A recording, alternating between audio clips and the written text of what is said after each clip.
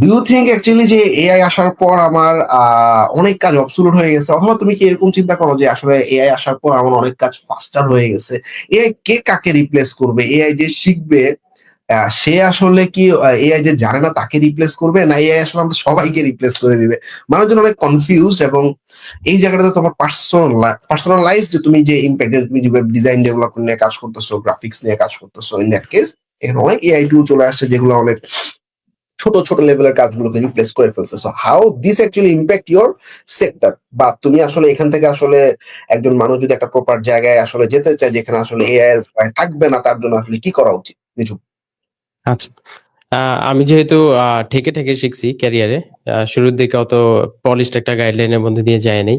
আমি সবসময় টাকা বাঁচাইতে গিয়ে কোর্সে এনরোল করতাম না। দেখা গেছে যে আমার মনে হইতো, "আরে এটা তো ফ্রিতে YouTube থেকে শেখা যাবে। ৬ মাস আমি এফোর্ট দেই।" বাট ওই ৬ মাসের মধ্যে এত ডিসরাপশন আসতো যে আমার আসলে একটা স্কিল ভালো লেভেল পর্যন্ত শিখতে পারতাম না।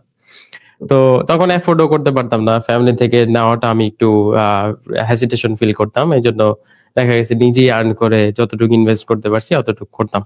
এখন যেমন ধরেন ২৫-৩০ হাজার ৪০,০০০ টাকার কোর্সও গায়ে লাগে না। বাট তখন ১-১.৫ হাজার টাকার জিনিসই মনে হইতো যে না। তো এজন্য আমার স্কিল ওই লেভেলে ডেভেলপ করতে পারি নাই শুরুতে। দেন তো এই যে টিম আ সেটআপ করলাম। তখন টিম মেম্বার এই কাজ করে, আমি জাস্ট প্রজেক্ট এনে দেই। তো আমার আর ইন ডেপথ শিখা লাগেনি। তো এটা নিয়ে অনেক রিগ্রেট করতাম। লাইক ক্লায়েন্ট একটা নতুন ফিচার চাচ্ছে যেটা আমি পারি না। ক্লায়েন্ট একটা নতুন প্ল্যাটফর্ম বানাইতে চাচ্ছে, কাস্টম প্ল্যাটফর্ম, ওটা আমি পারি না। কারণ আমি সিএমএস বেসড কাজ করি। তো যদিও সিএসসি থেকে পড়ছি, বাট সিএসসি থেকে পড়লেও মানে ওরা কিন্তু একদম ইন্ডাস্ট্রি গ্রেড কিছু বানানো শিখায় না। আইডিয়া দেয় প্রত্যেকটা সাবজেক্টের। এন্ড প্রাইভেট ইউনিভার্সিটিতে পড়াতে ৩ মাস ৪ মাসে একেকটা ল্যাঙ্গুয়েজ শেষ হয়ে যায়। তো কিছু আসলে প্রোডাকশন লেভেলের শিখার সুযোগ নাই। একটা সেমিস্টার কিভাবে পার করা যায় ওইটা নিয়েই জান বের হয়ে যায়। রাইট। তো এজন্য কি হয়েছে, আমার মধ্যে একটা রিগ্রেট থাকতো যে আমি শিখতে পারলাম না, বা আমি কনফিডেন্স পাচ্ছি না যে নতুন একটা সার্ভিস ক্লায়েন্টকে দিব। দেখা গেছে সাহস করে একটা প্রজেক্ট নিয়ে নিছি, আর ঝুলে আছে ৩ মাস ৬ মাস। ওই ফিচারটা দিতেই পারতেছি না কোনোভাবে। কোনোভাবেই বাগ ফিক্স হচ্ছে না। তো এখন আবার যেটা হইছে যে এখন ক্লায়েন্টের একটা প্লাগইন লাগবে বা একটা ফিচার লাগবে যেটা একটা কাস্টম প্লাগইন দিয়ে হয়ে যায়। জাস্ট ChatGPT, Gemini দিয়ে একটা প্লাগইন হয়ে গেছে। ঐদিন মানে দেখলাম আমার টিম বানাইছে যে ক্লায়েন্টের দরকার হলো ওই মানে অয়েলের প্রাইস রিয়াল টাইমে তার ওয়েবসাইটে শো করা। তো প্লাগইন দিয়ে হয়ে গেছে। তো ব্যাপারই না। তারপর ক্লায়েন্টের একটা কাস্টম মানে আগে তো টেবিলে আমরা ডেটা দিতাম। এখন কাস্টম ক্যালকুলেটরই দিয়ে দেই যে আচ্ছা তুমি তোমার বাজেট দিয়ে দাও, বা তুমি তোমার প্রাইস দিয়ে দাও। দেন ওটার কত কমিশন হয় ওটা অটোমেটিক্যালি এড হয়ে যায়। দেখাবে আরকি সামনে। তো এই জিনিসগুলা ইজি হয়ে গেছে।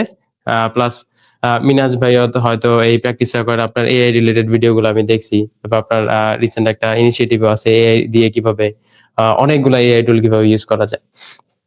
তো এআই দিয়ে আমরা এখন কি করতেছি, আমরা ওই যে বেসিক যে আগে ইউআই টা ডিজাইন করতাম, ওইটা লাভেবল অথবা ChatGPT অথবা Gemini দিয়ে একটা প্রিভিউ বানায় জাস্ট ক্লায়েন্টকে দেখাচ্ছি। হ্যাঁ, নট নেসেসারি আমার লিংক দিতে হবে না। আমি জাস্ট স্ক্রিনশটটাই দেখাই। আচ্ছা আমি ভাবতেছি তোমার জন্য এইভাবে জিনিসটা করতে যাচ্ছি। এআই দিয়েই কপিরাইটিং হয়ে যাচ্ছে, হাই কনভার্টিং।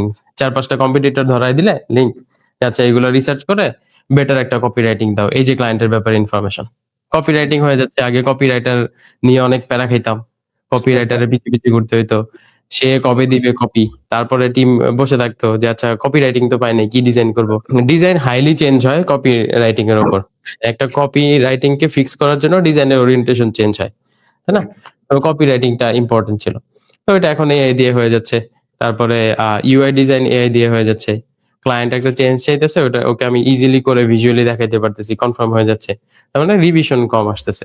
তো আগে যে সার্ভিসটা ২-৩ সপ্তাহ লাগতো এটা এখন ৪-৫ দিনে বা ১ সপ্তাহে দেওয়া পসিবল। তো এটা আমার জন্য কাইন্ড অফ ব্লেসিং। কারণ আমি ওই যে ইন ডেপথ শিখি নাই। ইন ডেপথ শিখলে হয়তো আমার জন্য সাঙ্ক কস্টটা বেশি হইতো। আমি হয়তো ম্যারিড থাকতাম কোনো একটা স্পেসিফিক ল্যাঙ্গুয়েজ এর সাথে।